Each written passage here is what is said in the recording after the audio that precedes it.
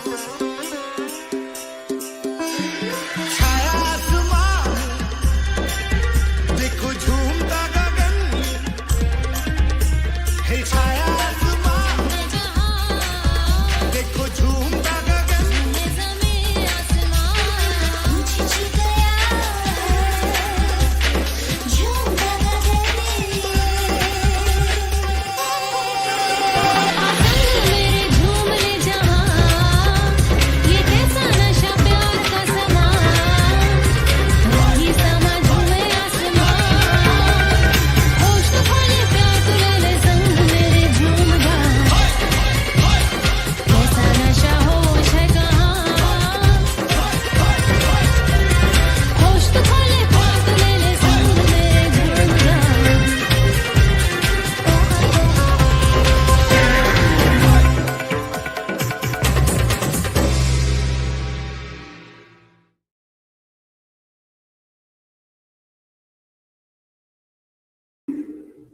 Oh, there we are.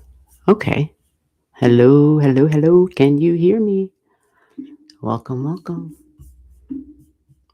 This is G, and we are doing live readings. So we've had quite a few people yesterday who I did not get a chance to take care of. So here we are today, going to try to pick back up again. And we go by the order of which you show up in the chat. So it's me. You are first. Welcome.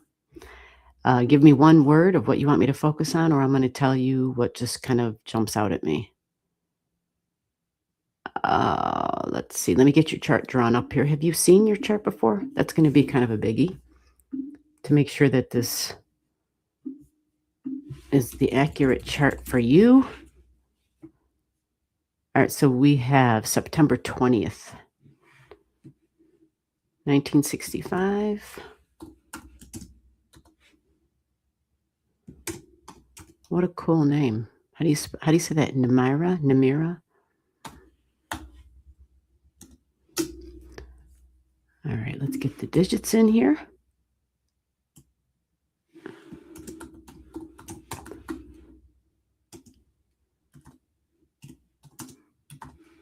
Gotta find the numbers. September 20th, 1965. Excellent. You got a birth time. All right, so how this works, you show up in the chat. You got to get your name in the queue there, right? That chat is the queue. And you let me know your digits, birth time, birth date, birth city, birth state. Yeah, I need the location and the birth time. If you don't have a birth time, instead of guessing, make sure you let me know. I don't know my birth time. That's a pretty big deal. So your 4 a.m., is that like, did somebody tell you that time, or was that like a documented time? You know, like birth certificate. Kaliro.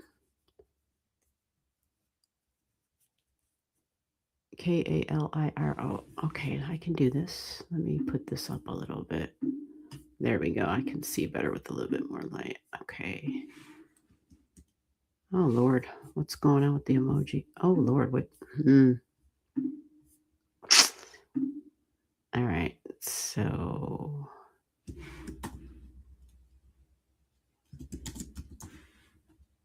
All right. So we do this every week. Every other Saturday on the channel, we do this as well. But on the weekdays, at least one day a week, and sometimes more, like this week.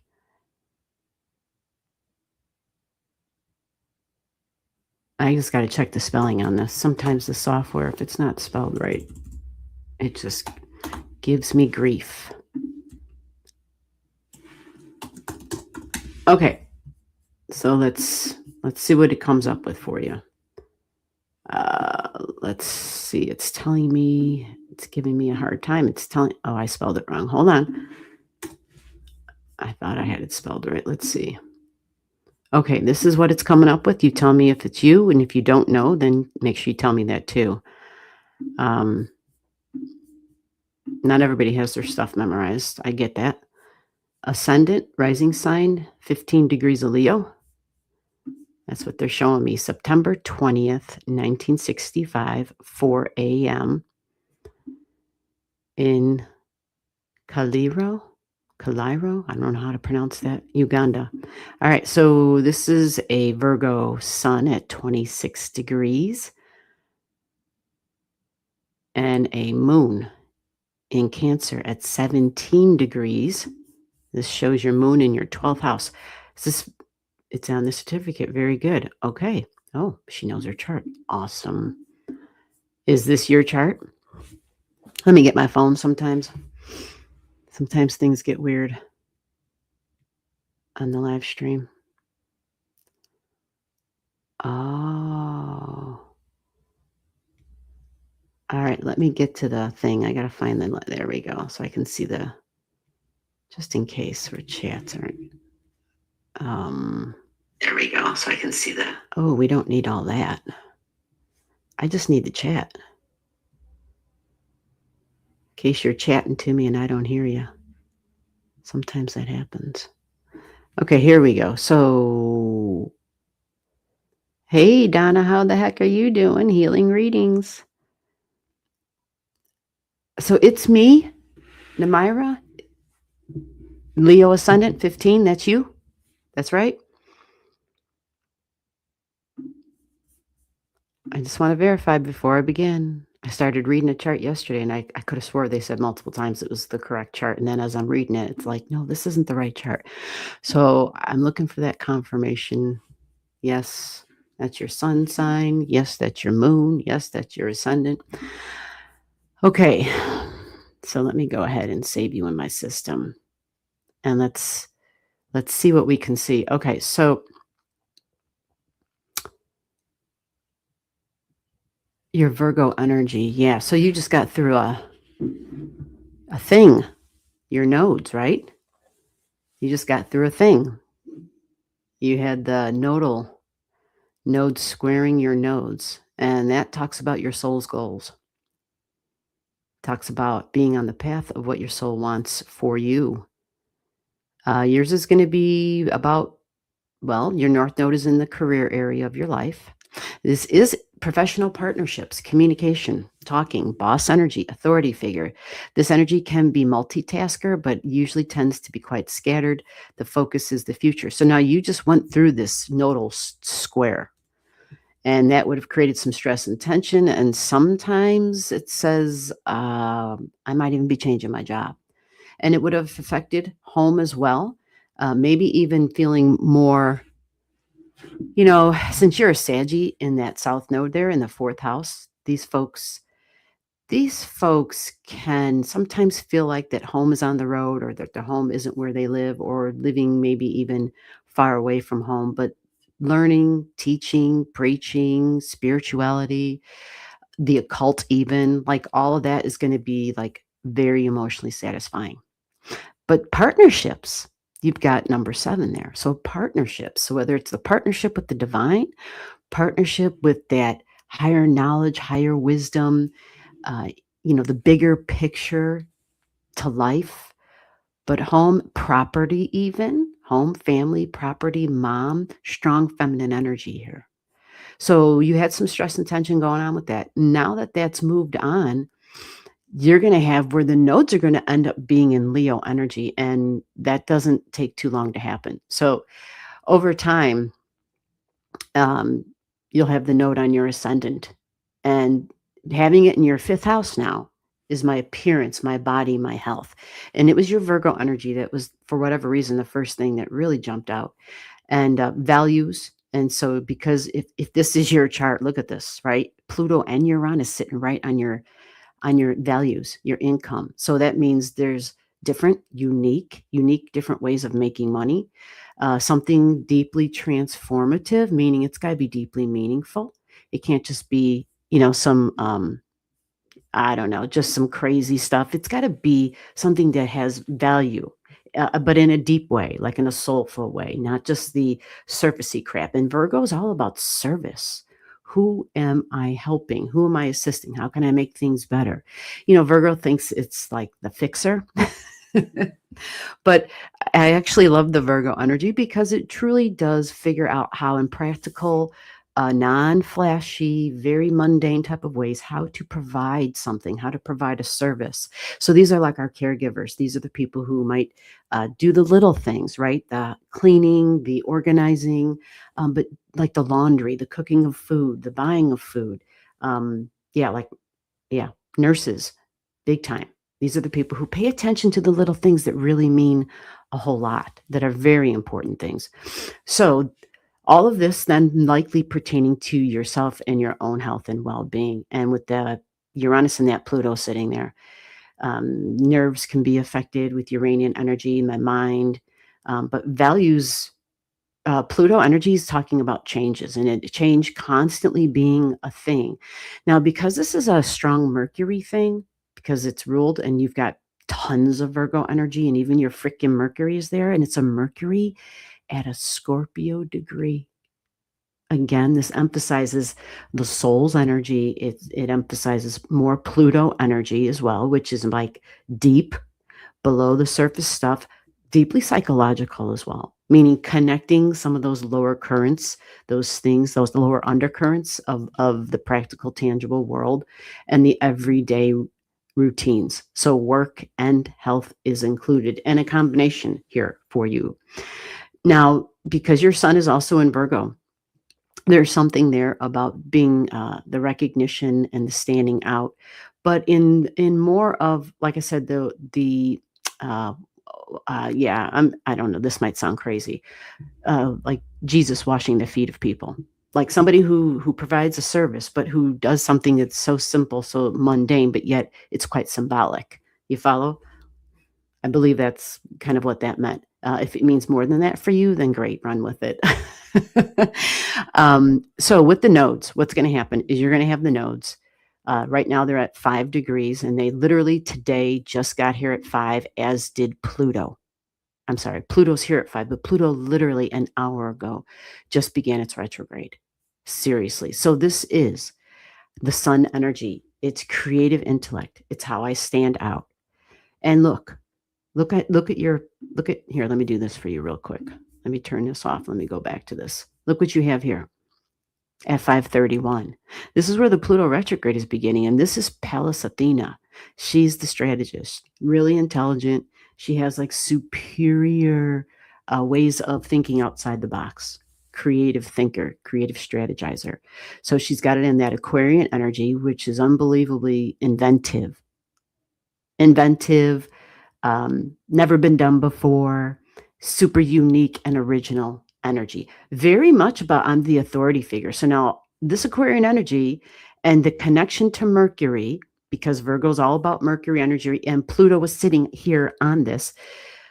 Yeah, maybe that's what brought you here today, right? There's something there with the Aquarius that is absolutely science and thinking of the future and astrology, but Pluto being, I need to make a change in the house of health and work and day-to-day routines. Okay. Aquarian energy in the 6th house might be tricky as well, because you have Aquarius, Uranus's ruler over here, the upsets, the disruptions, the out of the blue, this kind of, where does this come from? Whatever that might be, can be different health things. Virgo's usually stomach issues, digestion and stuff like that. But then even the work, literally my job, my job. So with all that said, and Pluto being here, I feel like if we look over to your, let me see, your Taurus. Yeah. You have right here Jupiter and Saturn. Jupiter and Saturn point in Taurus, which is where Pluto is angling. You're thinking about your future. For female energy, looking for masculine energy, this might be authority figure. This might be spouse. We're thinking about my future in the long term as far as my values. So it can be work, but it can also be who I would be willing to make a commitment to. You have Taurus at your midheaven there, and this is somebody who's thinking about desires, love, who and what do I crave? And your Venus is in Scorpio. So we know what you crave. Venus is in Scorpio. Deeply bonded energy. It's in Scorpio. I want to have the bonds on all levels, physical, mental, emotional, energetic, like it goes back deep and it talks about history. So communication, being able to communicate about deep things, and then even taking action with those things, because you got the power of Mars there. Mars is strong. It's in its home placement. So for you, there's a combination happening here. And I think with that combo, um, the deep transformation and change, you're still on that journey. It's not over because Pluto's retrograding. It started here at your Pallas Athena. It's going to go backwards. It's not going to land on your 1-degree partnership. It goes back only to about 3 degrees and then it goes forward again. But it's a process. So you're not making, Pluto's not a fast mover. It's slow. It's methodical. It's slow. It changes us at a really deep psychological level. So you're just in the process of like marinating. You follow? Or something is marinating. We're letting it sit with us for a while before we make our decisions, but you have the power of your Pallas Athena. So that's super, I think that's super great. Pallas Athena is there. And so she's helping you to strategize. And that, yeah, I think that's powerful. Powerful. And it can take you a very long way in terms of taking the next correct steps. Okay, so let me see. Anybody else here in this chat? Anybody? Anybody? I've got some people watching who don't want to be in the chat. Maybe we just want to watch. Maybe it's just that kind of a day. There was a few people. Donna, are you? I know Donna, you might be working. Donna, are you here? Do you want a reading? Donna dropped in real quick. She might have had to leave. Oh yeah, Venus. Yes. With that Venus, it's about intensity in Scorpio. And so the love and the reciprocation, it demands that back. So the only thing that's tricky about, well, I shouldn't say the only thing. There's always a lot of tricky stuff. What's tricky about it is that if it might not realize that not everybody can reciprocate that level of intensity. You follow? And it may feel as though, well, that's my love language. So therefore, if nobody else has that, or if they're not reciprocating in that way, then that means they don't love me. Not necessarily. Not necessarily at all. This is just a very strong desire. This is even attachment energy, just so you know. Like anybody with Scorpio energy, it's important that they understand that Scorpio is about deep attachments. And the ultimate lesson with the Scorpio energy is really about learning to balance that, to like find a recalibration and to balance it. So it's powerful. And if we're not aware of it, it can be some tricky stuff to navigate. Okay. So anybody, I think, let me check the email. Some people are probably like, I think I sent you an email. Okay, let's see. I'm in a meeting. Oh, okay. I see. Oh, wait a minute. Who is this? I'm checking my emails. Okay. I'm so sorry. Okay, so so there's a minute. Okay, so no worries. Yeah, I was trying to catch up on people that we didn't get to yesterday, which is totally fine. I'm just trying to. I think someone else just sent me. Okay, I don't understand that. See you soon. All right, well, let's hang out and see what happens. We'll give it a little bit more time. See if there's anyone else that needs a reading. If not, yeah, you are welcome. Yeah, and some folks with that Scorpio energy, they you have the blessing of Neptune being in Scorpio too. Some people may see that that's not a blessing because it can be tricky, can be confusing, but it can also bring about great understanding with that Scorpio energy. It can be both. What's the word? Paradox. Yeah, it can be both. Okay. Everyone's like, gee, we're working. And that's not a problem. Yeah, what the hell, right? So your Pallas Athena,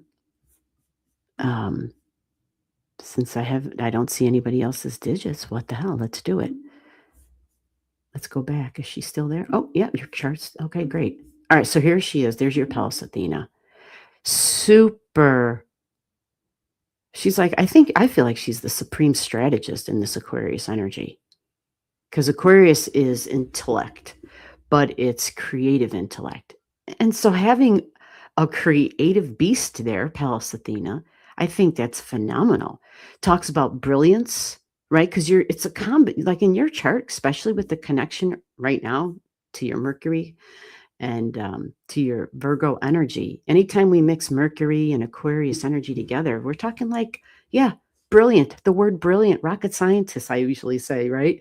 But original and insightful, talks about being able to quickly grasp new ideas and able to apply them to the future. Now, the Aquarius energy is also really independent energy. How do I gain freedom? How am I the authority of my own life? Just the boss, basically. And this could be somebody who's the boss at the job as well, who has positions of authority. Um, Pallas Athena can also talk about being, because Aquarius is quite rebellious, so that she might even be figuring out ways where she can fight for her ideals.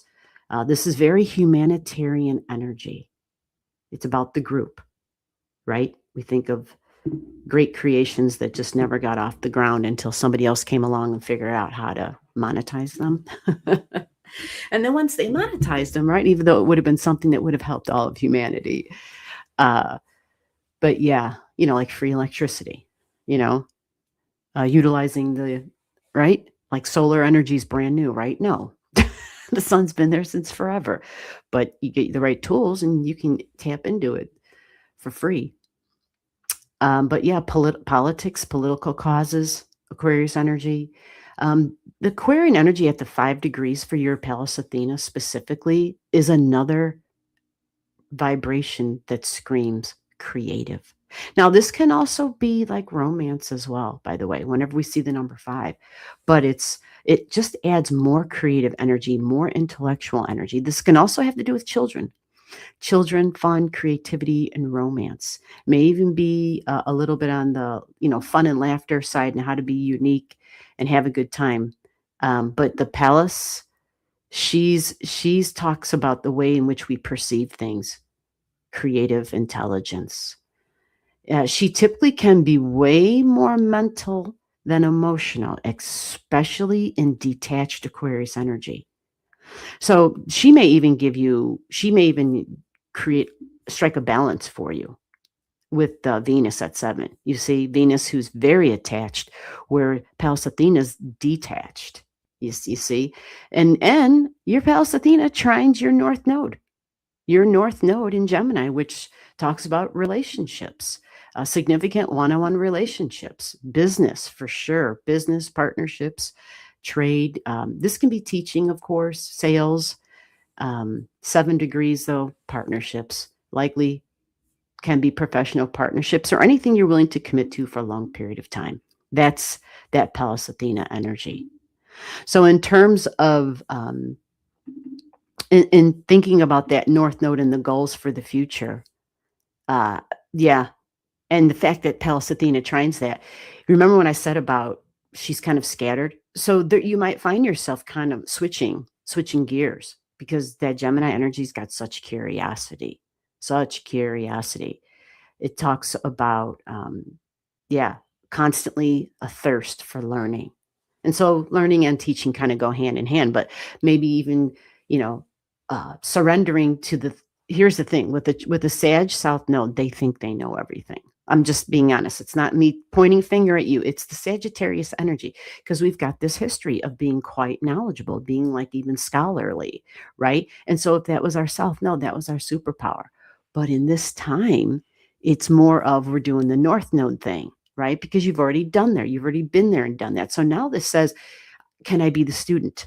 Can I surrender, whether it's the ego or whatever, and the pride to say, okay, but I'm the student and I'm open to learning. And especially, yeah, how much do we learn when we teach? Right. So it's sometimes leaning towards wanting the big picture or truths and clinging to fixed beliefs. But this lifetime encourages you to embrace flexibility and the art of gathering information. But remember, it also talks about the focus on writing and speaking, teaching, but like zeroing in. So creativity, partnerships, and figuring out what that's going to look like for yourself. So Gemini qualities, adaptability and communication, lighthearted, versatile, It does lack depth, but I don't think that's going to be an issue for you whatsoever. Sharing and learning is a big deal with that North Node, and your Pallas Athena supports that big time. Yes. Oh yeah, being creative with children would make sense because you've got it there. You've got it there. She supports that. And not only that, but Gemini energy talks about school children, teachers and school children type of energy as well. Mhm.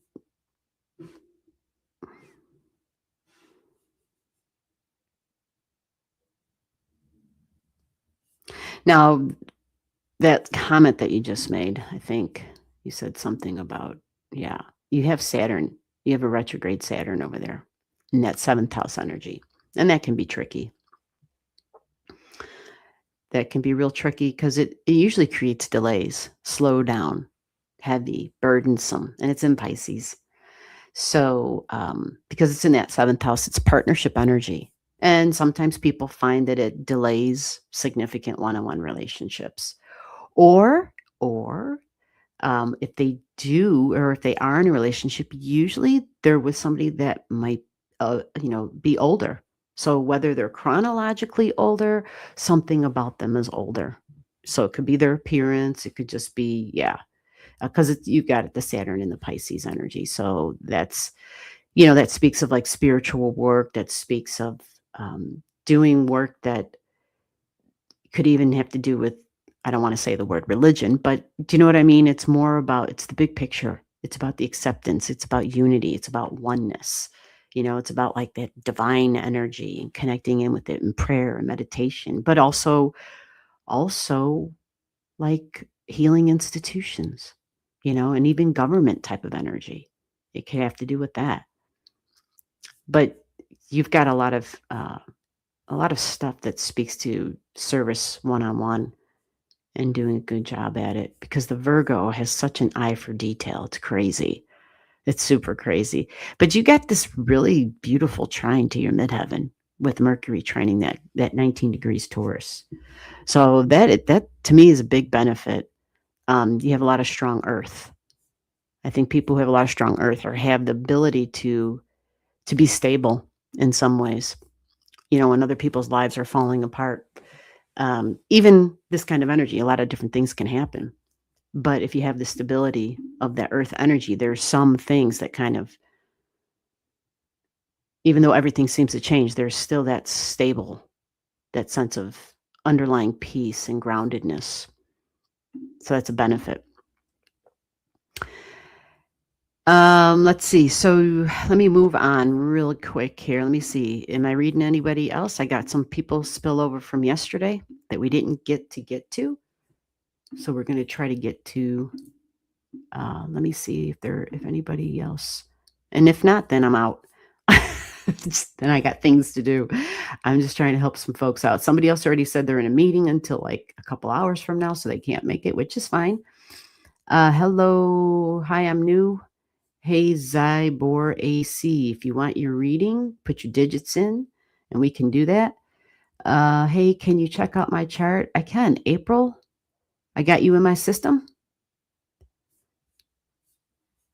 All right. So let me check this out. If I got you in my system, we can pull it up. If not, put your digits in the chat or send them to the email. It's on scrolling across the bottom of the screen. And April, I'm sorry. I don't remember if I have you in my system. I don't remember. Yes, I believe. Okay, well, let me check. I probably do then. That was probably not too long ago, I'm assuming. Do you have, let me see if we can find you here. It should be easy, right? In the A's. Oh, you're right. I do. I got you. Okay. Let's see what we can see here. Let's check this out. Alrighty. Oh, your Pluto jumped right out. Pluto at 20 degrees. You got a retrograding Pluto in Scorpio. Wow. Okay. Ooh, that would be some deeply psychological, strong energy, really intense energy. Yeah, and you even got a sun at 29 in water. Wow. Wow, wow, wow. Okay, so is this your chart, your Aquarius rising? Just double checking. Aquarius rising, you got an Aries moon at 21 and your sun, yep, 29 degrees, July 21st, 1992. High level Canada. What's up, high level Canada? I remember that because I've never seen high level Canada before until I did your chart. Oh, you got a retrograde Mercury squaring your Pluto. I don't know why Mercury and Pluto today are big. Oh, I know why Mercury is. It's a Mercury day. Okay, that's why this big T square. Okay, so I think the thing, though, even though you've got that Pluto T square and stuff, I think this big opposition is kind of the Saturn, the talking and the communication with authority figures. That might be a thing, huh? Yeah, that can be quite tricky. Saturn in the first house, the retrograde Saturn. I think I was just talking about this. That can, and I don't know, it's me, Namira, if you're still here. I didn't ask you this, but when the folks have a retrograde Saturn, a lot of those people say they feel like they've been doing this, like they're reliving something. They feel like the life themes, the duty, the responsibility, the work, like they're reliving it, like they've done it before. That's just what yeah, that's what some of them have said. So you let me know if you feel like that's got some truth to it. Let me see what we got going on here. Okay. So values, income, money. All right. Okay. So you're going to have communications with partnerships. Okay. Might be romantic partnerships, can even be my kids, people that are significant to you, people that are really important. Because you got the sun and Sirius and Mercury going through your Taurus energy of values, but then there's a strong communication at the table, right? With money and values. And there being a connect of values and self-worth with the group energy. Yep. So again, children, fun, joy, creativity, and romance. And remember, our Leo energy is how we have a good time, the laughter. That's how we have a good time. It's like our happy place. So the partnerships can be a source of joy. Now, you also have your South Node going through your 7th house right now. And the Taurus energy is kicking up large because it's the values, right? And that's our partnerships, personal and professional. Let me see here. Okay. Let me see what we can see over here. Let's see if this is anything that's gonna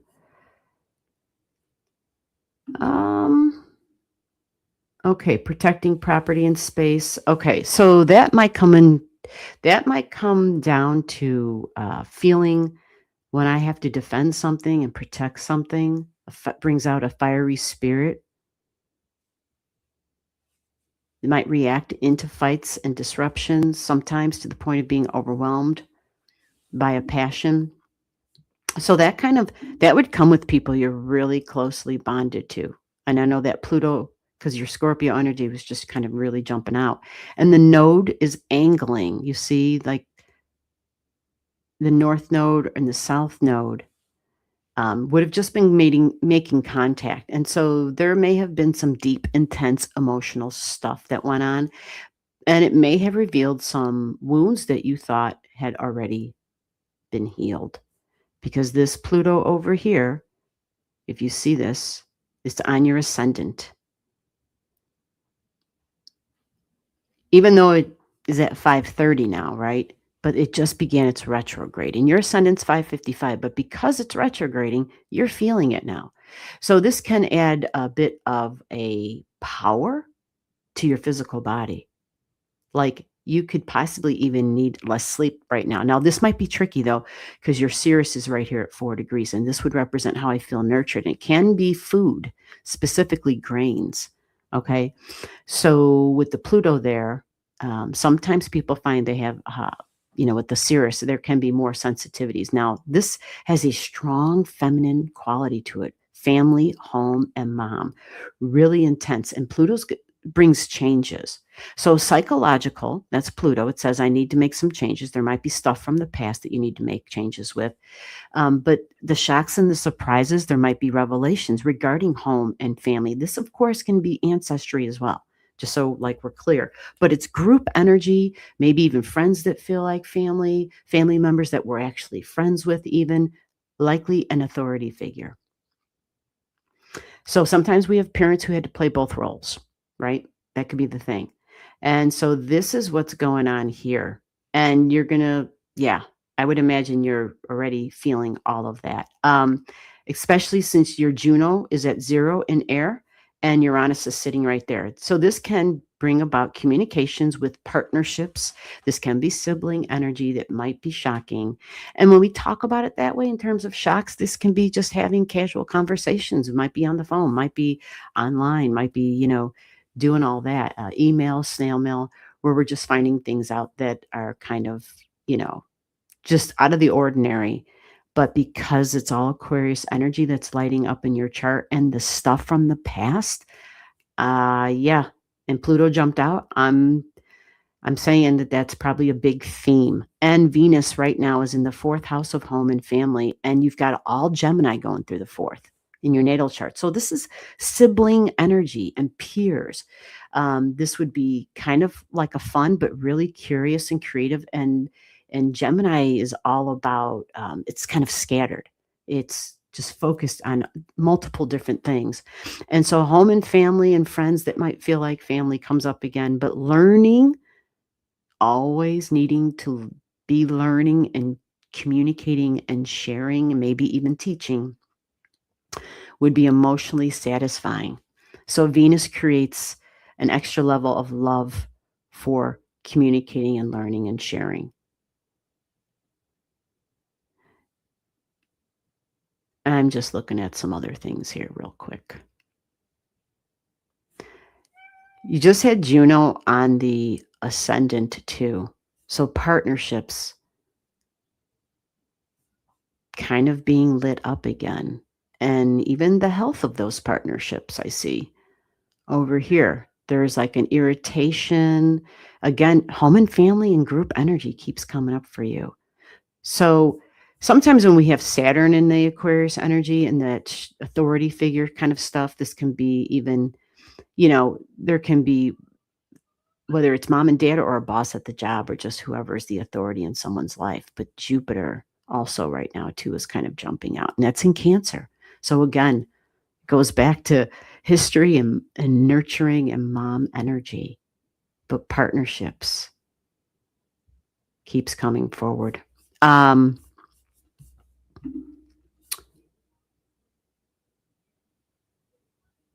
Yeah, you don't want to get in trouble. That would make a lot of sense. And if you see the Aquarius energy with the authority figures, it's because it feels so shocking. It really kind of does affect the nervous system. So that's really difficult. It's like the anxiety level is like off the charts with that. And Saturn's really strong on Aquarian energy. So with that all said now, this Jupiter stuff, it's going to fast approach your partnerships. And I'm going to give you just a little thing here. You're going to have the Jupiter energy getting close to your sun this month. So that can create some recognition.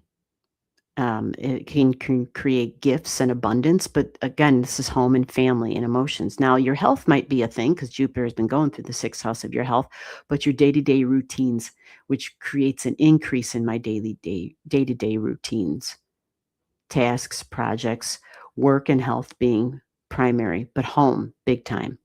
But it's the emotional health because you've got Cancer energy in your 6th house. So whether whether you made the connection to that and in understanding how important it is for the emotional body to navigate good physical health, especially our gut.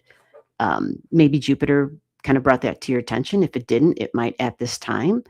And if that's the case, then you can probably make some down to earth, like holistic changes because it's in the sixth house of Virgo energy. Yeah. Just make some practical common sense changes. And that would be for the work too. So with that said, then you're going to have Jupiter entering in your seventh house. So what that does is that increases partnership energy, significant one-on-one relationships. Okay. So whether that's children, because you got Leo there, whether it's authority figures, whether that's just finding my happy place, but partnerships normally, if for people, especially females, because Jupiter would be marriage material, the teaching is when you have Jupiter going through your seventh house, if you're thinking of getting married, like if you weren't thinking of it and all of a sudden you are, the teaching is to wait for Jupiter to get out of your seventh house. Don't do it while it's in your seventh house because it's, it may have these very strong inclinations to be and to get married, but you always want to wait till it moves.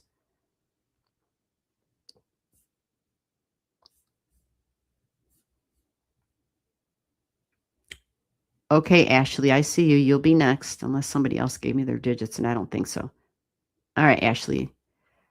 Okay, so real quick, let me answer this question. Is my ascendant ruler in the first house or the 12th? Okay, so let me show you your ascendant. Your ascendant, to be specific, is 5 degrees, 55 minutes in Aquarius. That's your ascendant. And the ruler of your ascendant is Saturn. You follow? So I use a tropical Placidus chart system. And whatever the degree is, whatever sign that is on the ascendant, that's your chart ruler. All right. So it's Saturn, that authority figure, boss energy, but it's also the modern day ruler, which is Aquarius. And where's your Aquarius? In your 12th house. So good question, because this might be, this is confusing because you've got them both right here. Your Uranus in the 12th in what? Capricorn energy. And it's at a communication degree conjunct Vega, which adds to the intensity and to the shocks and the surprises and to the authority figure, like being the ultimate authority. It's in the subtle 12th house, sensitive 12th house of Pisces.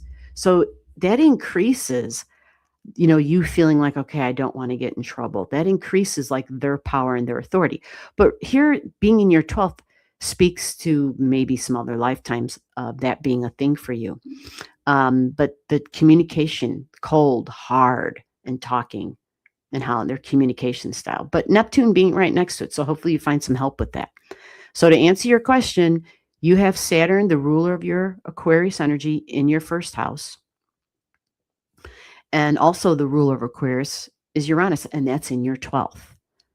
Human beings, we're complex. It's just the bottom line. We are complex human beings. But it helps you to understand a little bit more and why your question made a whole lot of sense. Okay. Hello, my date of birth. Ashley, what's up? Are you still here? Ashley, if you're here, I'm going to get your chart on. But if you're not, that's fine too. You got to let me know that you're still here, though. I don't want to pull up a chart. Let me thumbs up the live stream. Did anybody else do that? Let me do that. That would be a good idea. That would be a good idea. Let's see what we got here. Ashley is here. Great. Okay, let's do your chart then. So I'm going to create. Have you seen your chart before, Ashley? I like to double check to make sure that it's your chart, July 21st.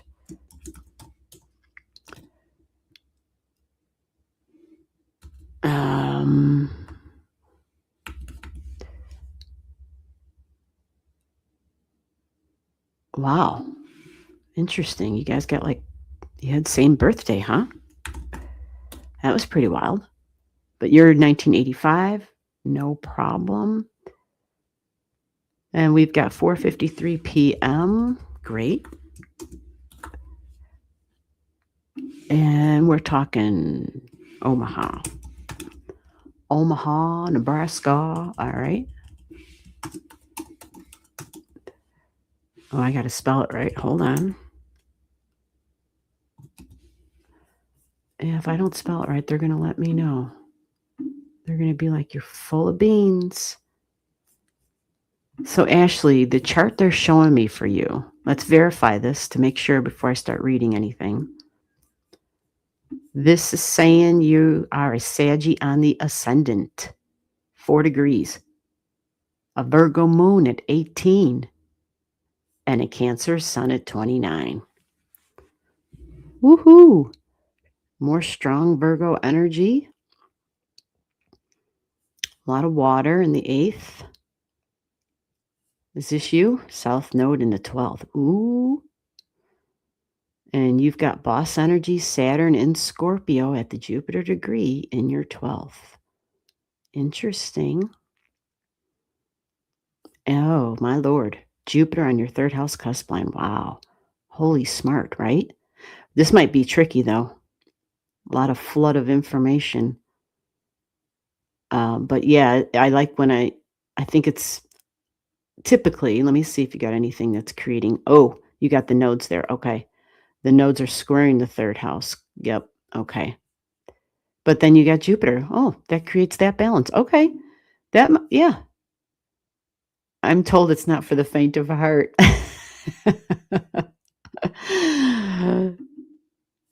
What's not for the faint of heart? The Jupiter on the 3rd house cusp line? Well, it balances out the way I see it, because this Jupiter would be, yeah. I mean, anxiety can be a thing here for sure. Nerves, the nervous system, like that can all get cranked up. Plus, your natal Uranus is a retrograding one. But then you have the nodes. Yep, they're throwing a big T-square to that. So it creates some stress and tension, and it might taper down the Jupiter effect a little bit. But normally, folks who have the Aquarius in that 3rd house, they have a very sharp, quick mind. They're usually, it's like lightning bolt type of energy. So you may get flashes of inspiration, whether it be words, ideas, great ideas, imagery. Jupiter can bring the images too. You even have a nice trine coming from Rigel up here. But Chiron is also part of that trine. And so this can be tricky. Chiron trining it, but it still can be tricky because this is about learning, speaking, writing, teaching. And this connects to all of this. So partnerships can be wonderful. There can be a great benefit to partnership energy and the ability, like confident kind of energy. Jupiter can bring some confidence. So I think that can be great. But you even have your Mercury in Leo. Wow. In the 9th house of more very courageous, confident energy. And thank God you have Virgo at the midheaven. We'll put it like that. I think it's a benefit, even though there is some square energy here, but the Virgo mind, boss energy at the midheaven and Mercury together, a strong communicator, but probably a logical one. But even the role of mom and dad kind of energy, mom possibly being the authority figure.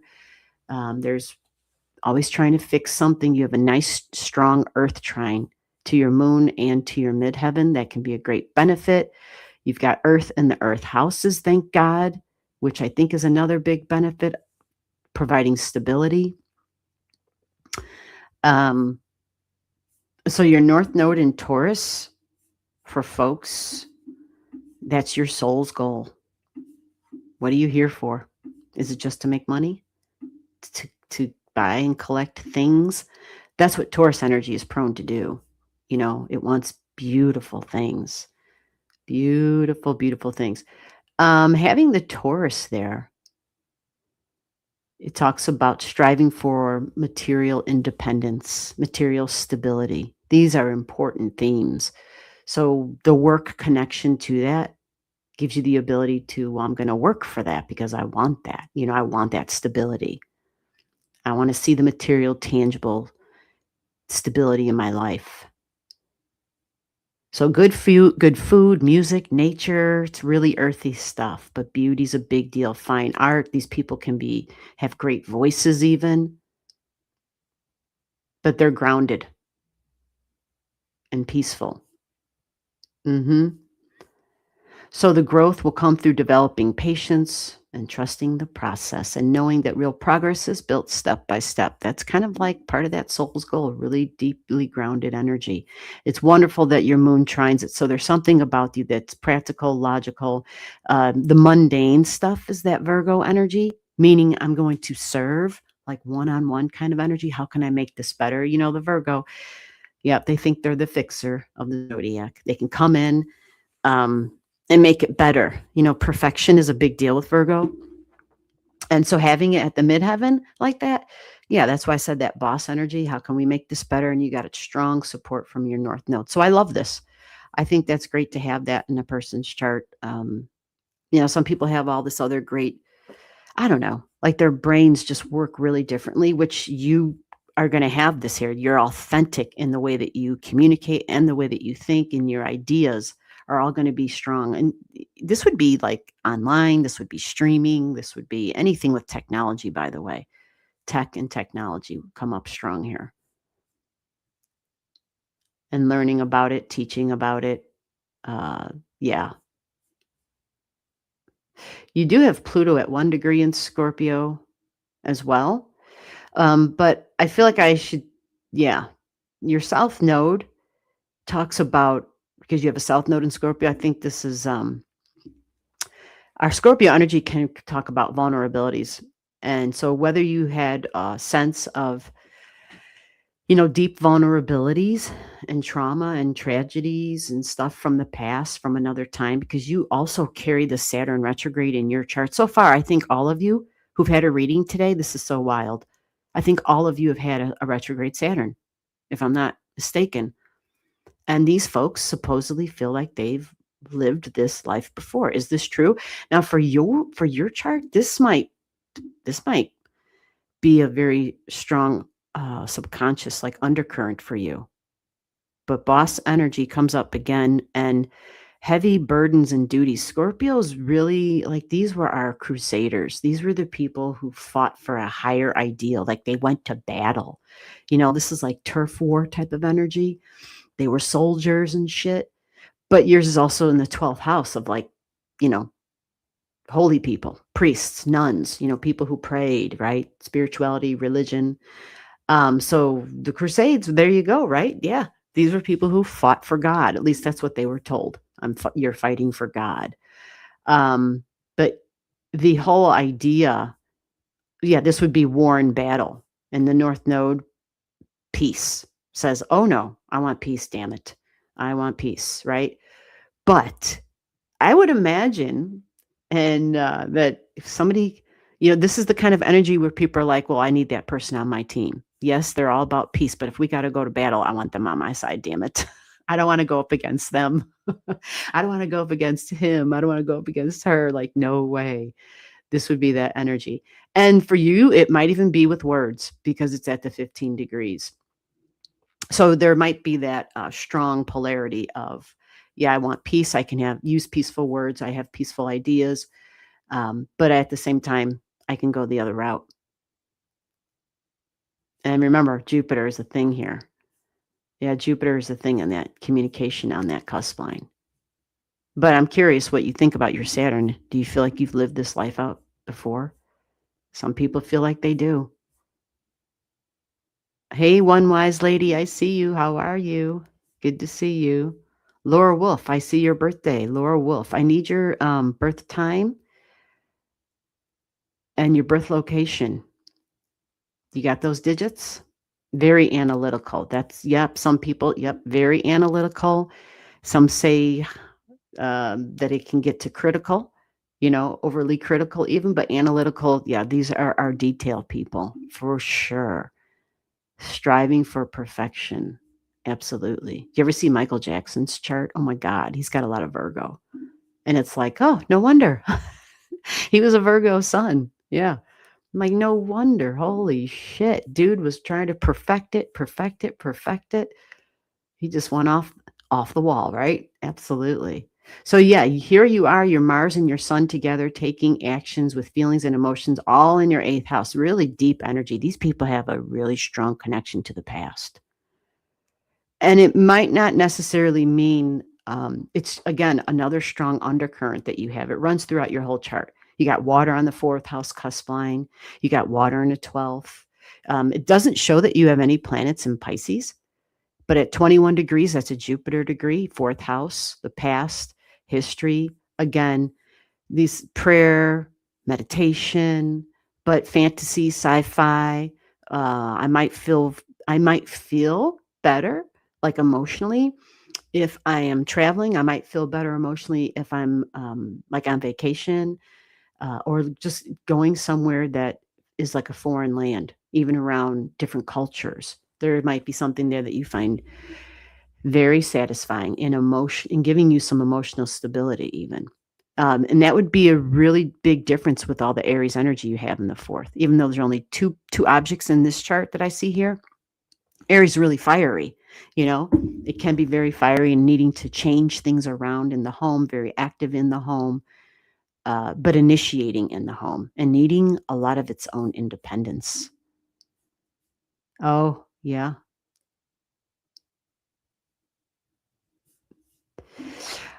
All right, so real quick, let me move on. Let me see. Yeah,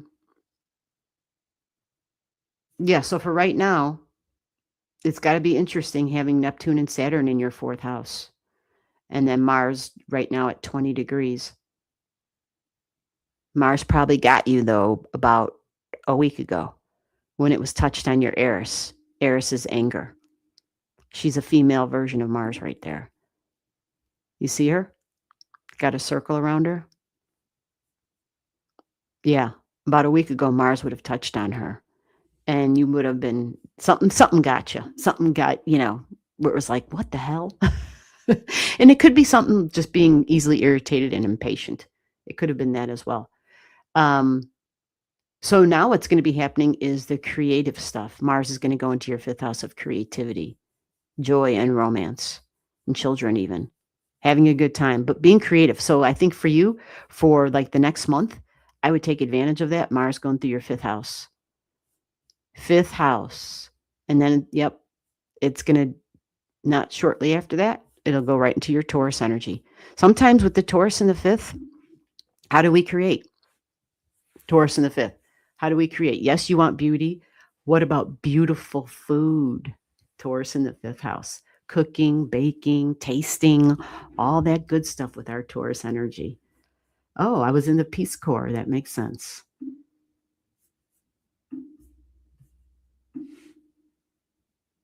Yeah, you got water in the water houses. You got Neptune in your 1st house. Yeah. Yeah, I love that.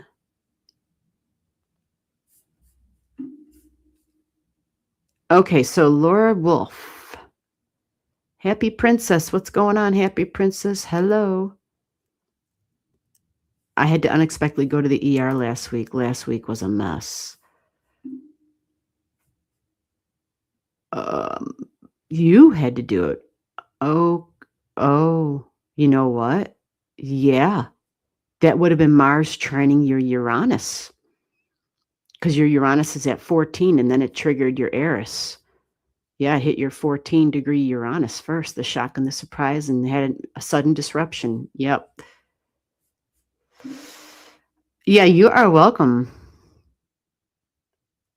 Okay, so I think Laura Wolf was next. I'm also dealing with a Virgo. Let me double check though before I keep babbling, and I want to make sure I have the order right here. Yeah, so Laura, and then Laura says I'm dealing with a Virgo. Well, I mean, we need Virgos. Absolutely. They have the eye for the detail.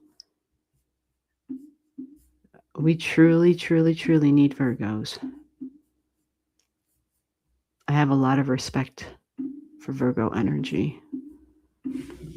I think they're necessary. I think it's I mean, everybody would argue, of course, every sign is necessary, but man, with Virgo, if we didn't have the Virgo stuff, I think, especially now. All right, Laura, I'm drawing up your chart. You're still here? Let me know that you're still here in the comments. Or otherwise, I just go to the next name. And if there's no next name, then I'm just going to call it a day and say I'll see you all next week. We have, I'm usually live every Saturday, but this Saturday, every other Saturday, I should say, this Saturday is our astrology class. It's for beginners. It's for intermediate. It's for higher level. It's for all levels. The way that I teach it, there's a little something for everybody. Everything is recorded, so you could jump in at anywhere and you can watch it at your own pace at any time. If you want in on that, anybody, just, reach out to my email. It's on the screen. So Laura Wolf says my birthday is November 17th. Is that correct?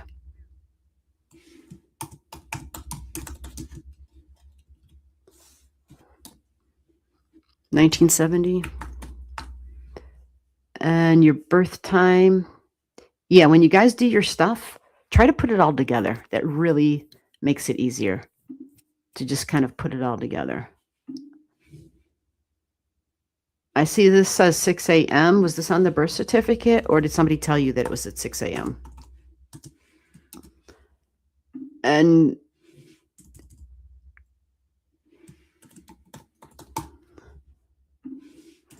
Dayton, Ohio.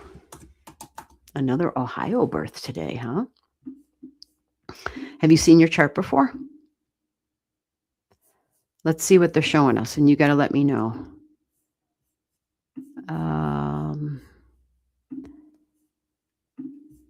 All right, Laura, this is showing that you are a Scorpio on your ascendant and telling me you're a Cancer moon at 15 degrees.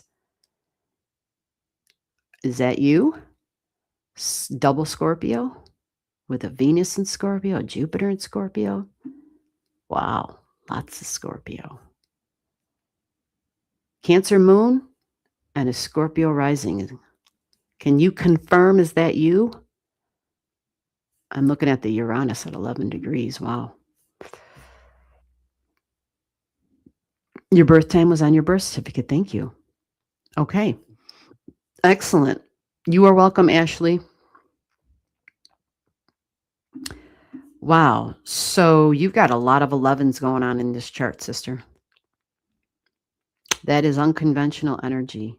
Different, unique, a little bit on the rebellious side, especially the friends and the group energy. 11th house, astrology and technology. You've got Uranus at 11 degrees, conjunct. Okay, so this would be unconventional relationships, groups, friends that become more than just friends, very different, super individualistic. Yeah, but you also have that conjunct Pandora's box. The rebellious energy, this would kind of be the energy that says, I'm drawn to these people or in this person because of their uniqueness, because they're so different. Very unconventional stuff, very unconventional. Now, the rebelliousness here is strong because it's in the house of rebelliousness. So this can be the house where we are rebelling against government type of energy, politics, maybe even whether it's,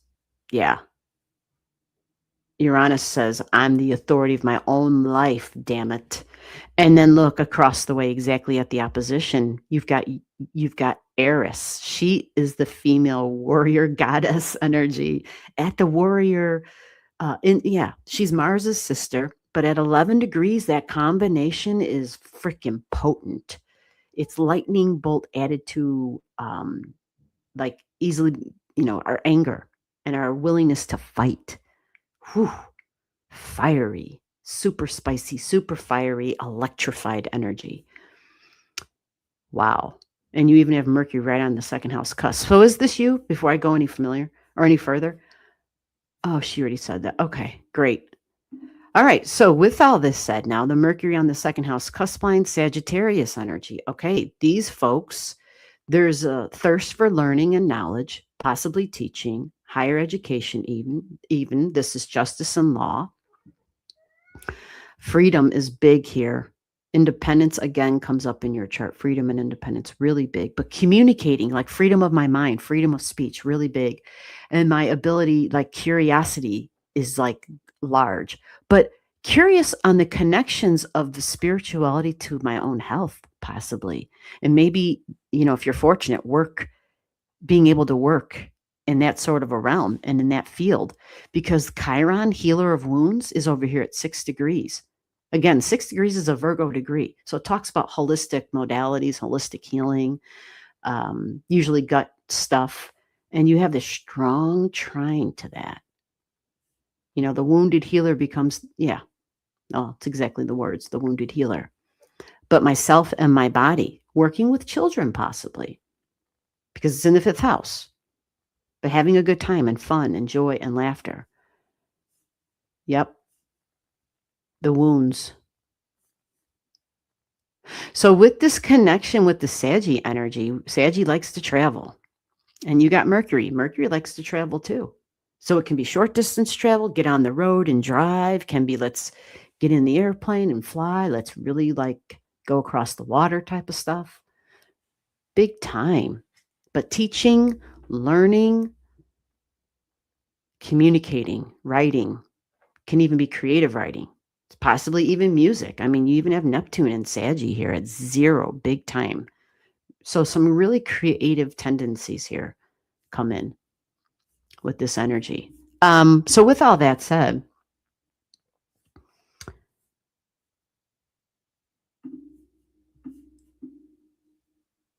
let's see. Yeah, that Scorpio stuff, the Jupiter is jumping out. So you just had Jupiter trining Jupiter. And now you're going to have this midpoint coming up, the 24 degrees. Jupiter is going to trine that as well. So this mixture, this midpoint, I don't know if you're aware of this. So in your second house, 24 degrees, the Pisces degree, you have Jupiter and Neptune midpoint. So this is, again, a mixture of the big picture, of seeing the big picture. It can even bring about understanding and forgiveness and healings.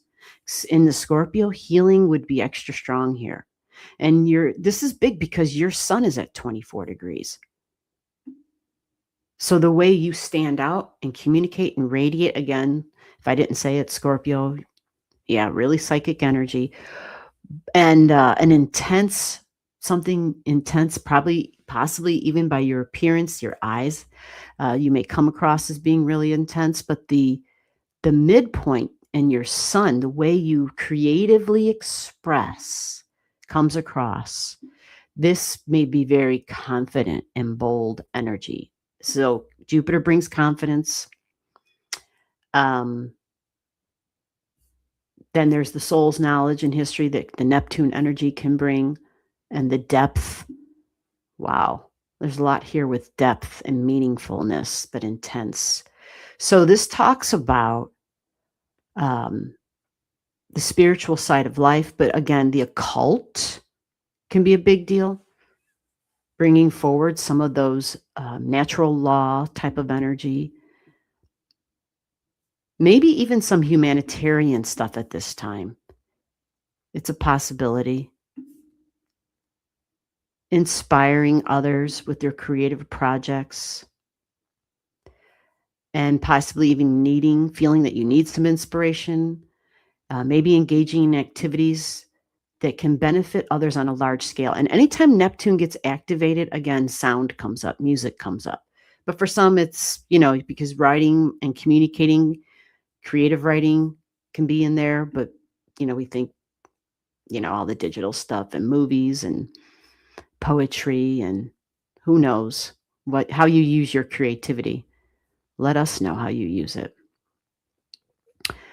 So sometimes we can be painting, something simple like that, but maybe even some charitable activities and exploring your own layers of spiritual growth. A profound connection with your visions and your ideals, and even your hopes and dreams for the future, but enriching your pursuits with depth and meaning because it's that Scorpio stuff and your sun. So there's something here for you that when Jupiter, let me give you a timeline real quick. I don't know. This is kind of just what jumped out. So we're going to follow it. Jupiter's right now at 18. So this isn't going to be that far away. You're going to start really feeling it like in a week or two. May 15th, 16th, 17th, 18th, 19th, 20th. So you'll start feeling it. Oh, hold on. Oh, I don't know if I just unplugged something. My foot hit something. Yeah. So it's going to start then about the 15th and it's going to last. So you got a window here and you kind of want to function within that window because then Jupiter leaves and it goes into Leo, which is fine. Oh, you're going to have a nice burst here. Oh, you're going to have Venus and Jupiter joining together here.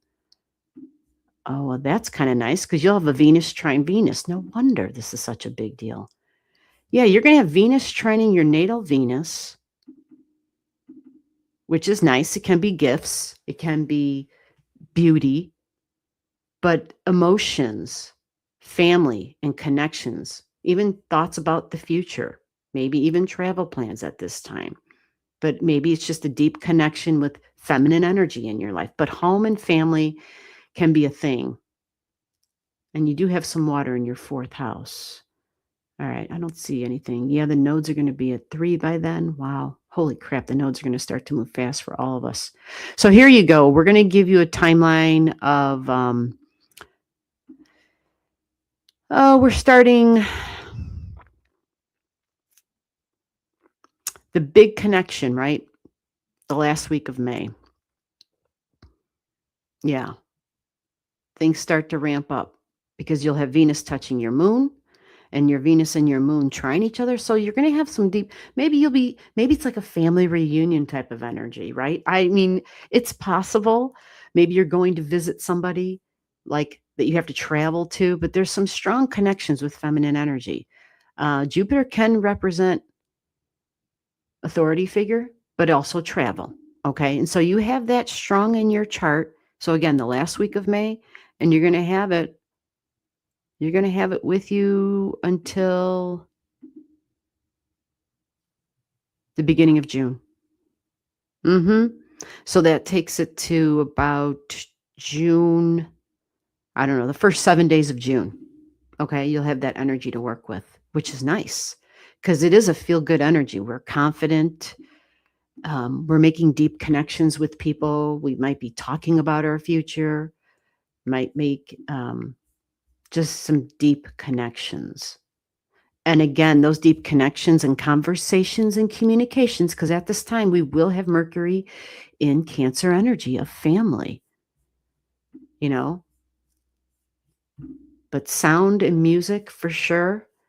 And using that creative, and for right now too, especially with Neptune for all of us, with Neptune in Aries energy, I think it's an opportunity, and you'll have Neptune in your 5th house, right? It's an opportunity to use the sound, additional different ways of using sound for healing. Because for you, if you look at this chart, I have June 8th here. See this Neptune? This Neptune is touching your Chiron, and the Chiron is a wound about your right to exist, even. Okay, the wounded healer, right? I started talking about it. But this Neptune will be touching it. And that's where Neptune's retrograde, actually, it's going to start a retrograde. And so it starts to feel even stronger then. And so that's going to be like in July. Okay. Sound becomes really strong. We really internalize it. And the power of it when Neptune goes retrograde will be even more like all the good feels inside of our body. And because it's a Neptune in Aries, yeah, it'll chill down some of the spicy, fiery, independent energy that we might have. Yeah. All right. So, one wise lady. Do you want me to take a quick look? And then, yeah, that might be it, huh? Which is totally fine. My sister passed. Oh, that makes a lot of sense. That makes a lot of sense. Yeah. Well,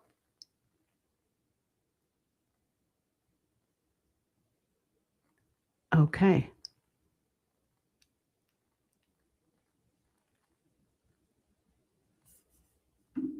Okay. Well, my condolences, and may she be experiencing peace. Absolutely. Oh, you are welcome, for sure.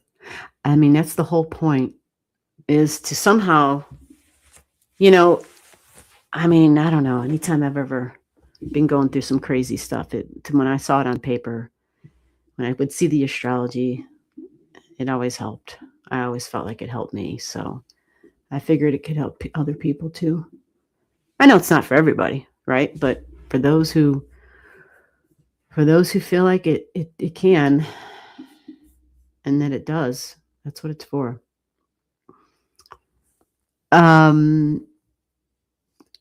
Hey G33, I see you there. So one wise lady, I don't know if you're still here. You technically would be next. Do you want me to quickly look at your chart? Do you want me to take a look or no? Hey there. Hey, revolutionary, I see you. How the heck are you doing? All right, one wise lady. Let's go and check this out here. Let me go find, where did it go? Shouldn't be hard. I don't have too many O's in this new system. Here it is. It's coming right up. Oh, that's what happened. My thing went down. Okay. All right, let's get you on the screen, one wise lady. There you are. And we know this is your chart because I've looked at yours before. So you said it's like the same as yours, huh? Let me check yours out. Oh, I see the difference. Yeah, similar. Similar, yep. Interesting that you both have Chiron at 6. Wow. Well, then you heard what I said for her, right? With the Neptune there? Yeah, that would definitely be a thing. And the placement, yeah. Interesting. Yeah, you both do have. Oh my God. You both have the Eris, the Uranus. Yeah, I didn't even pay attention to her birth time. I mean, I did, but anyway. Yeah, what do you guys, like a day apart or something? But you're both in different locations. Big time. That's so wild. This is Australia. Another retrograde Saturn. Holy crap, it's a retrograde Saturn day.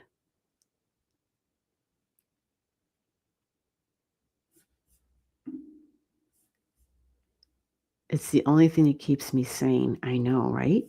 I totally understand that. I've been there. I totally understand that. There have been times you get up in the middle of the night, you can't go back to sleep, and I'm like, okay, I guess I'll go pull up the astrology. It's like the only thing that takes me back to sleep. Thankfully, it hasn't been like that recently. So yeah, same thing for you with that Jupiter, because you both, yep, you have a Jupiter Neptune point and your sun is at 25, right? So same thing. Yep, the Jupiter up in the sky is now at 19, but it's going to leave your 8th house. And that will help. That will help, I promise. There'll be more optimism, even though it'll still be in Cancer energy. It's going to, you should start feeling it already. because it's close to your ninth house cusp line, but getting it out of the eighth, well, you gotta, yeah, especially you want to get Jupiter off your freaking moon, sitting on your moon. Your moon's at 21. So once we move your chart up and you can get Jupiter off of your moon, but I feel like when it is there, it should be something profound for you in terms of, hopefully a nice release of some sort and the ending of a cycle, because that's what the moons are. They represent cycles that we go through. So hopefully that moon can do that for you with the Jupiter touching it. And so I would expect a release, and hopefully a healing on some level comes. But then Jupiter is going to dip into the ninth house. I talked about it, but I didn't say when it was. Didn't I do that? You're already in it. Yeah, you're already in that. But it walks away from your moon by the end of the month. So you've got to like May 24th, 25th, 26th, right? And then on the 27th, it gets to 23 degrees, which means it's now officially in your ninth house. And that's where we start to be a little bit more optimistic. We actually start being able to just get little glimpses and insights about the future for ourselves.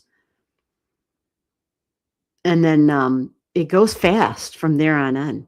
Once Jupiter, once we get to July, Jupiter's then in our Leo energy, still in your ninth house, both really optimistic. And this is fun, creativity, maybe even, just feeling like a kid again in whatever way that is for you. Because, you're going to have, when that happens, when Jupiter finally makes a move, it's going to trine your Neptune here. And your Neptune's in your 12th house. You see? So that timeline on that's a bit further down, but let me see. What do you have here? Yeah, you're going to have Venus and Jupiter together. Yep, just like for her. Yep. It's pretty funny how you guys have so much alike. You're right. It is a big wow. It's like, holy moly. But this is a nice time. This June, the beginning of June for you, you're going to have Venus and Jupiter together. Trining your sun. So hopefully the weeks leading up to it, you're starting to really feel like you're like, okay, there's a change, there's a difference. And sometimes the change is definitely, it's bad when you really want shit to change, right? Some people in life is just going so well, and they don't want it to change. But when we know we're ready for change, and thank God astrology promises change, right? You can see it on paper. Then it's like, oh, thank God there's going to be a change. Interesting too is, yeah, Sirius is at 25 there too for you. Okay. Yeah. So something nurturing, something quite nurturing. But I'm going to get to your Jupiter crossing into the fire. Venus will go there first, which will be nice. Okay, so this is like June 10th, 11th, 12th. Venus will be at 29 degrees, so a critical degree in emotions and family, the past. Let me see, do you have... yeah, so I want you to just keep in mind, though, okay, now when Venus gets to that 0 degrees, and even here at the 29 degrees, she does square some stuff that you have over here. You have Sedna at 1, and you have Vertex at 1. Now, I don't know if you've ever paid attention to Sedna. I'm thinking you probably have, especially since your Vertex is there. There would have been moments in your life where you're like, what the hell was that? Because Vertex talks about fated energy, where events happen or where people just happen to come into your life. And it just kind of seems to come out of no, it seems and feels fated, right? Just keep in mind that when it's connected to your Sedna. Now, this is going to be deep for a second, all right? It's connected to your Sedna. Now, if you know anything about Sedna, she's got a tragic past. It's not that she's tragic necessarily, it's just she kind of had some tragic events.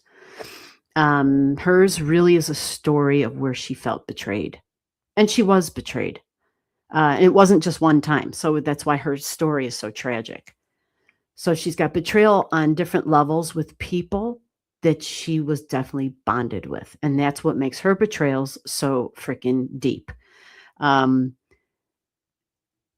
Because it's vertex that's connected to this, I want you to, well, it's not what I want. I feel like this is just what I'm supposed to share, to be honest. The vertex is like your second ascendant. This is for everybody. Our vertex is like our second ascendant. Some even refer to it as our super ascendant. So what that means is it somehow has become part of your identity. So if you're not aware of it, having this here can kind of reinforce that for you. Now, the beauty of Sedna, she is a goddess. She is an Inuit goddess, revered even to this day. When you talk to people who work with water, and whether it's vegetation and fish, like they to this day honor Sedna. They recognize that there is some power there, and that it should be you even like make you give a gift to Sedna, because Sedna has a lot of power. And it's the power, the desire, because your Sedna is in Taurus. Okay. So again, it comes down to detachment energy, and detaching from something like Sedna, this goddess energy who went through so many traumas and betrayals, and leaving the past in the past with the Sedna energy. Because having that there connected to that secondary ascendant, that super ascendant type of thing, and possibly affecting your well-being and your health, possibly because it's in their sixth house of health and well-being. It's really here. This is a project of here, project of the mind, project of perceptions, and projects of rewriting my past, because I need to survive in the present. So it doesn't mean that it erases it or takes away from it. It just means that this.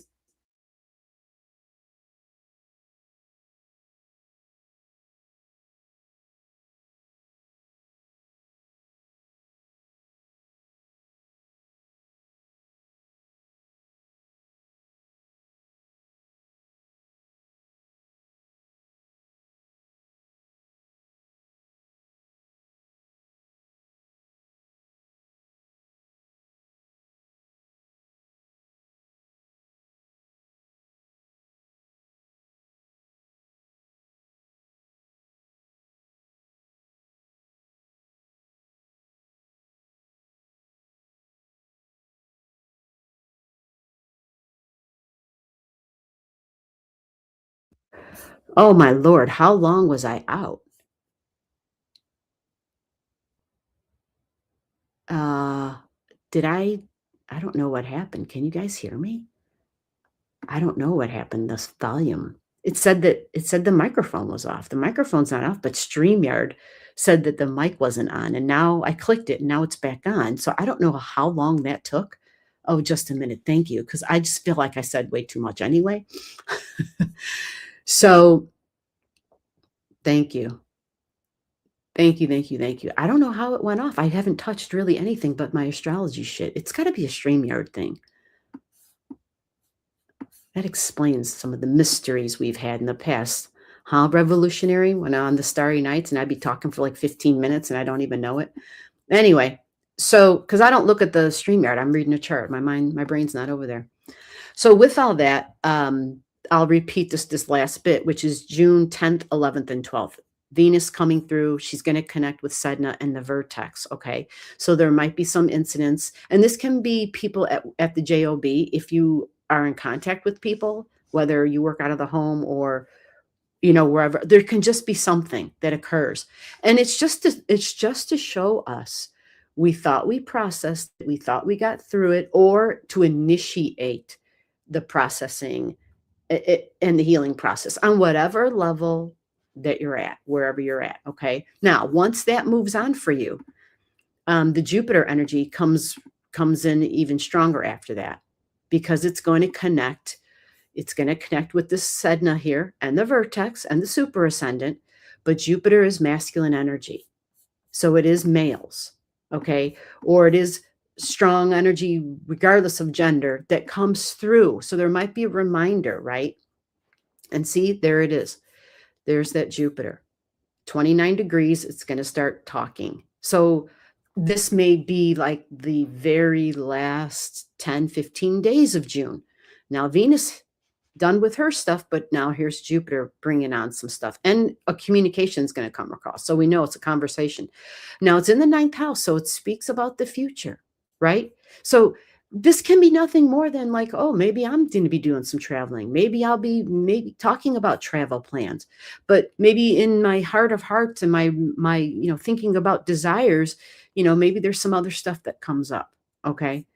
But Neptune gives the possibility for healing. Now, there's lots of layers to healing.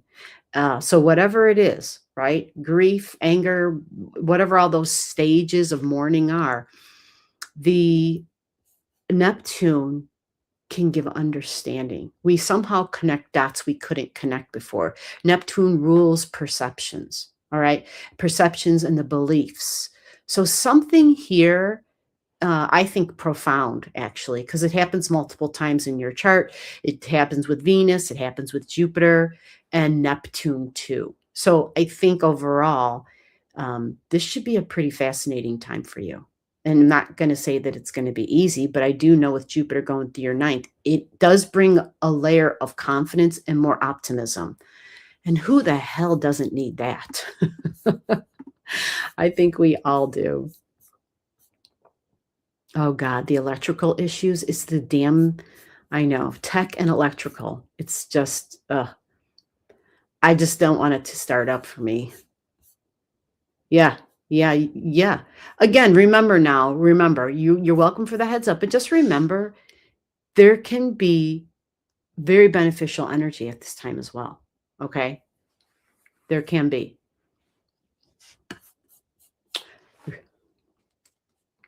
It's up to you. Okay, so revolutionary evolution. Are you still? Oh, wait, I'm sorry. G3 was here next. All right, so what time is it? 12:48. Okay, so G3 is next. G3, are you still there? If not, I got 10 minutes left. G3, you were next. If you're still here, I'll squeeze you in real quick. G3, hello, are you there? Let me see what's going on with this dang thing. Yeah. G3 said I'm here. Okay, gotcha. Let me get you into the thing. And then you're going to be the last one for today. All right. We were here yesterday around the same time. Well, no, yesterday it was 2 hours later. But I had folks that I just couldn't get to, and I told them, I mean, I had their digits, they gave them to me and everything, and I said, well, and now, yeah, they're all busy today, and that's fine. That's perfectly fine. Look at that. Got you. Wonderful. Woohoo. Yep. You're welcome. All right, so Jupiter and your moon have just jumped out at me. Why is that? What's going on, right? That really, I don't know why. I think that's your moon, I think, jumps out all the time, right? Yeah. I think every time I pull this chart up, the moon comes flying out. So do you feel like, because that 13 degrees, you have Vega and Sirius that actually create like a T-square to your moon, actually. Yeah. So normally Aries energy can feel other than some of the obvious Aries stuff and maybe always wanting to start things. Because there's this strong T-square energy, yeah, maybe you feel like that gets challenged a lot, because it is very powerful stuff that challenges it, actually. Vega's really powerful in general, and that could be like an authority figure, duties, work, responsibilities, you know, all work and no fun. So maybe it is a balance, having Uranus in the karma energy there. Yeah, maybe it is a balance. So learning comes up.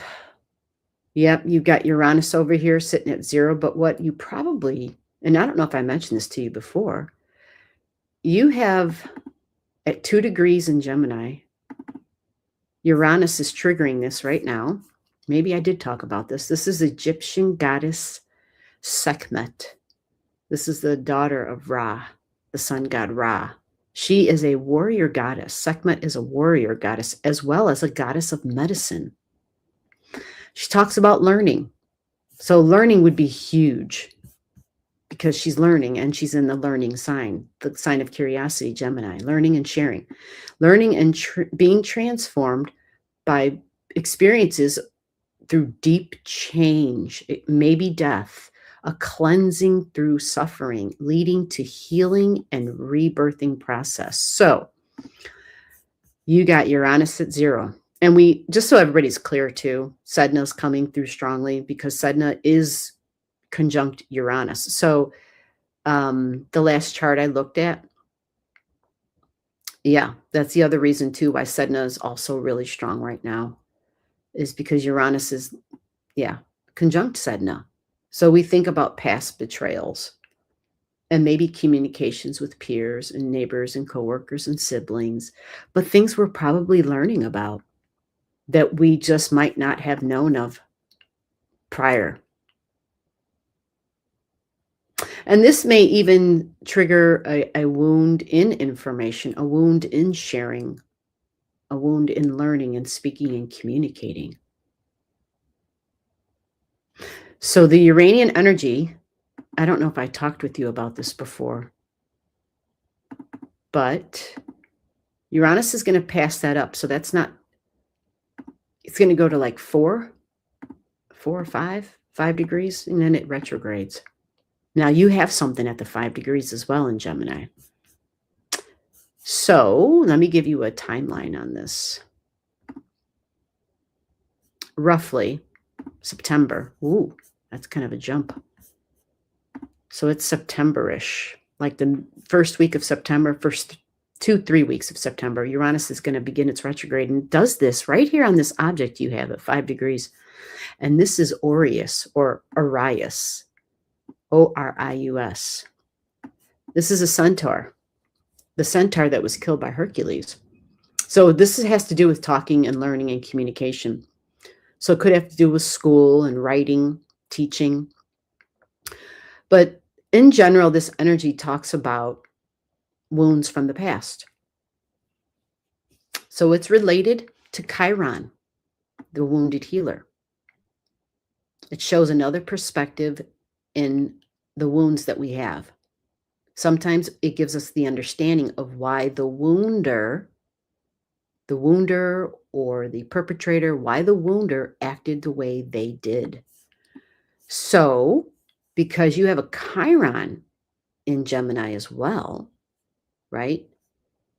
This would be something that would have been when you were extremely small. Some of the Chiron energy can be back in history, like, you know, before we've incarnated. This can be something that comes, that is a carryover, we'll put it like that. Like a carryover wound. People with Chiron sometimes, yeah. A belief, a lack in confidence in the way I talk and speak, maybe even learning. But again, this would have been a carryover because at that age, and yeah, usually at this age, we're less than a year old at this location on a person's chart. So maybe a late speaker, a late talker. So when Uranus goes retro. This energy right here, this Orius, Orius, Uranus usually is a consciousness raising experience. It kind of opens our eyes to something we just weren't aware of before. So in the sign of Gemini, the multitasker, being scattered, the love of learning, or the wound over learning. But once we feel more comfortable in it, we see the value in it, right? The learning and the experiencing, but then the sharing, putting the information back out there, because you have a love of it anyway, because of the Gemini in your second house cusp line. So there will be a love of it. But there just might be some sensitivities. I'm not really overly concerned about them though in your chart, because you've got Mercury here, and Mercury at a Mercury degree. So coworkers and siblings and neighbors and peers is really strong. And that's going to be the added details that you probably needed here when Uranus goes retrograde in September. 5 degrees can be creative stuff, but it can also be a romantic partner. It can be children. Okay, but a creative form of expression, how I'm creatively expressing. So communication and talking and learning and teaching and speaking is prominent. But something consciousness raising where I'm connecting the dots, whether it's the way you communicate, the way other people communicate to you. Yeah.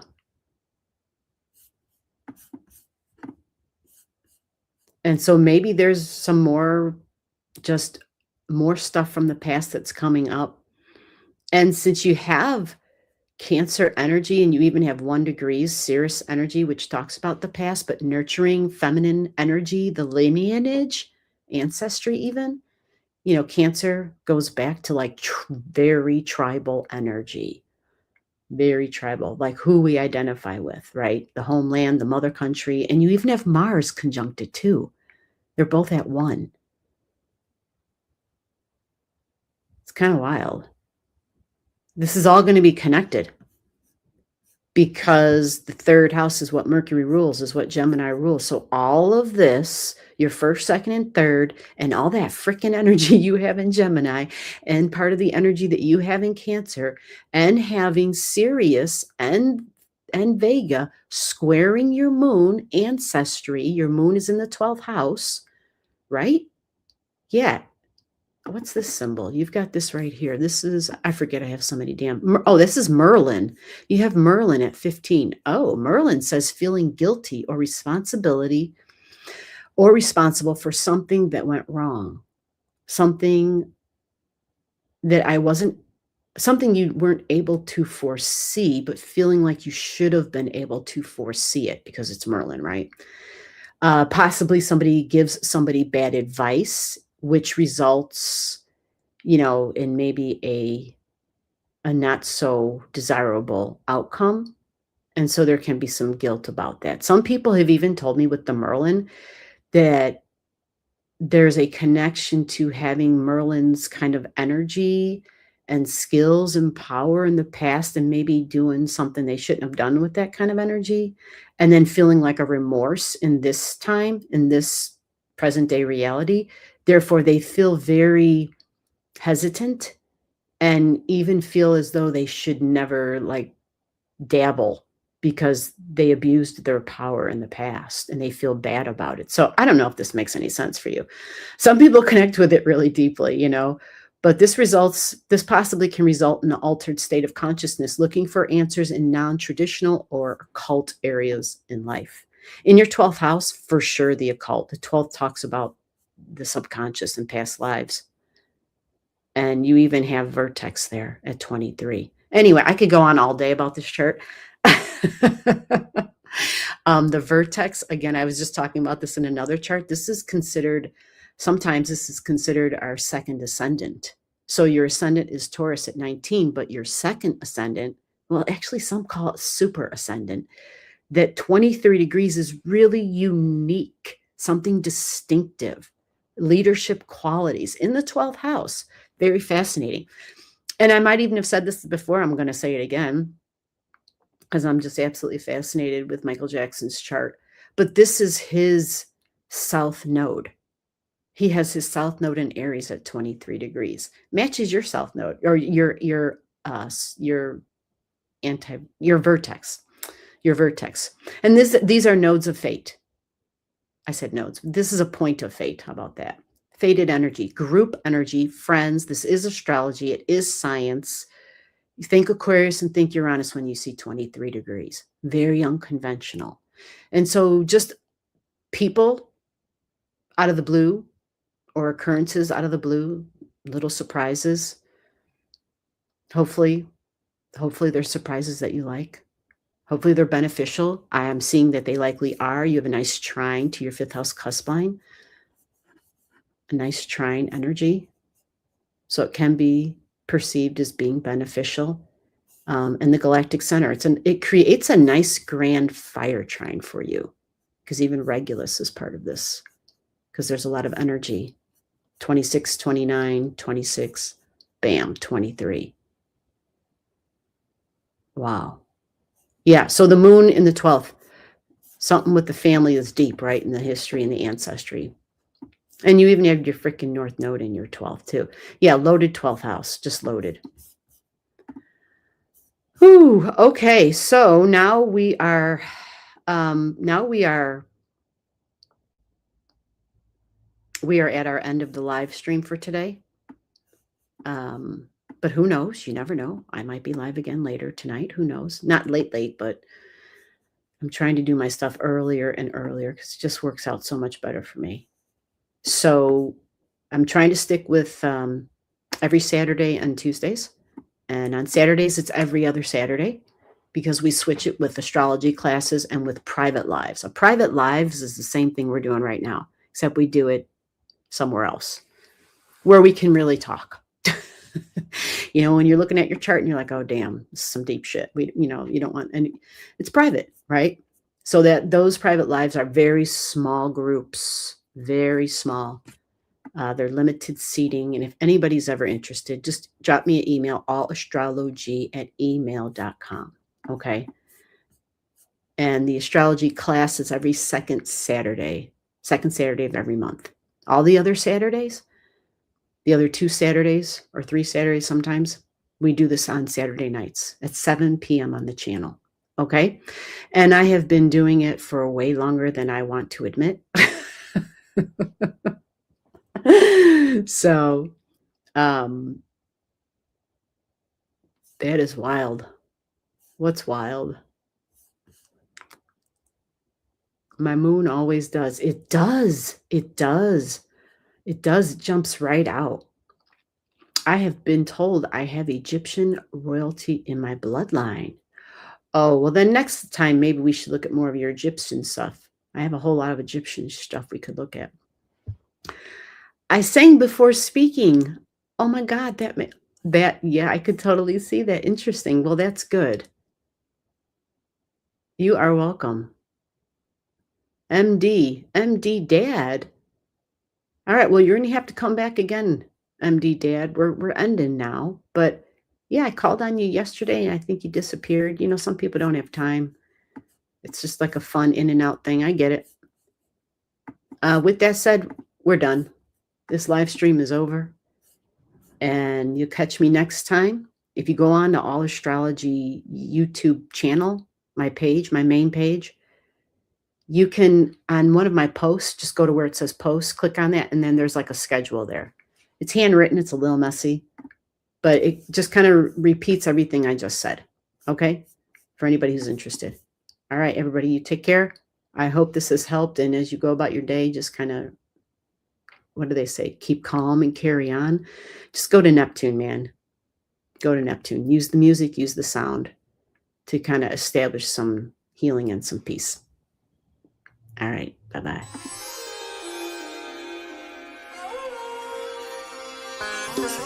Okay.